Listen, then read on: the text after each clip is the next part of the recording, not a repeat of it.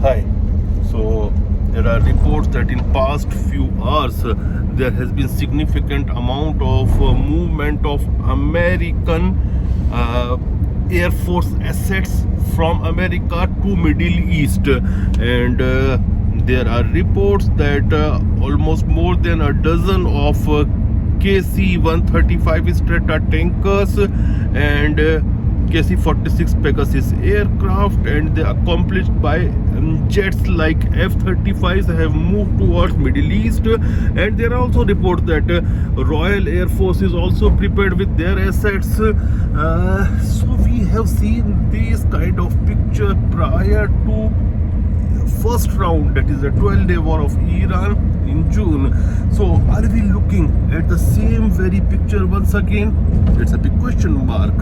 And if you look, America has allotted something around $600 billion of funding for replenishing of their third assets, which were depleted during the 12-day war with Iran. So there is a lot of hardware being accumulated in that region, maybe for round 2 of Iran war. And in the last round, the 12-day war first round, we saw that the air defenses of Iran were not good, and they suffered a lot of casualties, especially in Fordo, Isfahan and their nuclear plants. Plus there were also significant casualties on the military side, leadership, and even civilian leadership. Even civilians were also targeted. So those all things took place. So it looks like due to that the United States is emboldened to take further action. But if you look from the Iranian side and look at the rhetoric coming from Tehran, it looks like they are also prepared. And there were reports which indicate that hardware support from China and Russia has been there with Iran after the round 1. And there are reports that air defense systems, advanced air defense systems like HQ-9 and S-400, and also the ballistic missile components, plus the Russian jets Su-35, and also 40 of the J series of Chinese aircrafts, they have been given to Iran. And well, nobody is going to confirm these reports because neither China nor Russia nor Iran, they are going to confirm.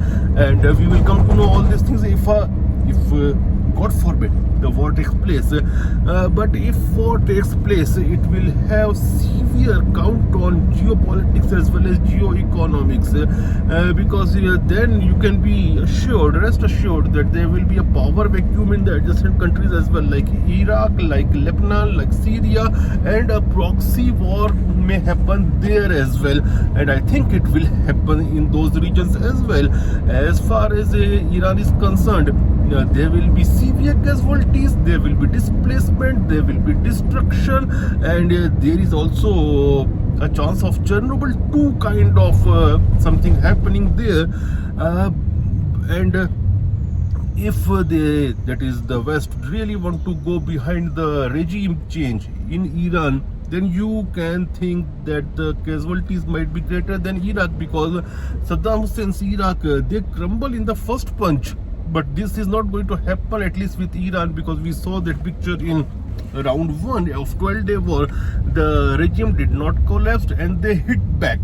And actually they are being preparing for this kind of war since almost 4 decades. So they are also being prepared, well prepared.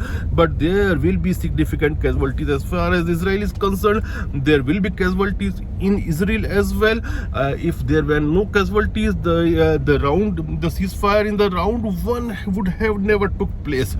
So there will be casualties, destruction, loss of economy, loss of life even in Israel. So this war will be lose-lose for all the sides. We wish that this war should not come, but if the round 2 of Iran war comes, then it leaves behind a big question, that living in today's day and age without nuclear shield, is it good or bad? Because to me it looks like it's a very, very risky business.